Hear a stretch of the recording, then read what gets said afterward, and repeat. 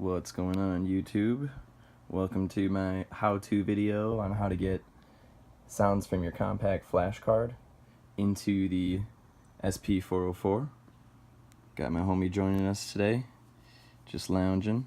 So we'll give you the explanation on how to import those sounds for usage, be it a sample or drum hits or anything that you want to get from your compact flash card. There's a lot of tutorials out there right now on how to reformat the card, so I won't go over all of those details to save you guys some time here. So obviously we get some kind of adapter to go from wherever source you're getting your sounds from, and we have that formatted card in there, so I'll just show you see that Roland folder in there. So everything's looking good. It's formatted rather. So I pulled up some sounds of my own that are WAV files. They are 16-bit, and let's just double check here on all of the info.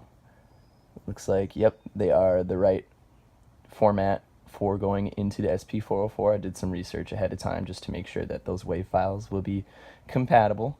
So I'm going to take them all, go ahead and copy it directly onto the card next to that root folder, that parent folder. So you're not going to go in the Roland folder. You'll see it there kind of sticking out like a sore thumb.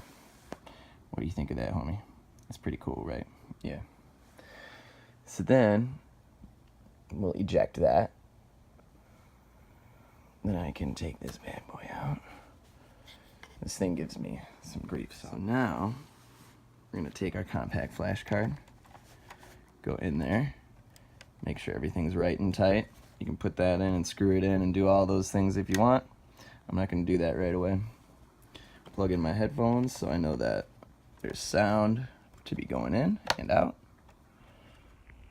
So now that we are on bank A here, to start, let's go to our empty bank C. And that to me will show that the card area is reading. So then we can go ahead and hold cancel and resample. This will acknowledge that there are files that we can record into this bank. So we're going to say yes, record. It's going to say where. Let's import there starting on the first pad, and it will kind of sequence out with the files over to D, E, and F respectively, depending on how many files you have. So let's go ahead and click or hit record. So you'll see here it is processing each file one by one. 1, 2, 3, 4, and so on and so forth. I don't know how many files exactly I have, but it's enough to fill up at least that C and that D option. Or at least go well into D, so we'll see. But you'll see it has like importing or NIP or MIP, whatever they meant to do there. So we're into D, you see. So it took me a while to find out, but that cancel and holding resample when you're on a bank is what brings up that file option.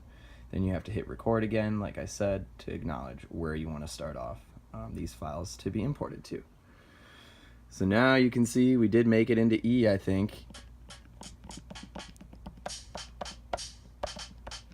Tight. Okay. Oh, that's H when it's blinking.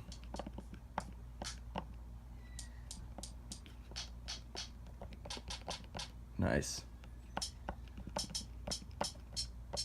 Some crispy little hits. Yeah, so now you're off to do your thing. Let's see what else I got here.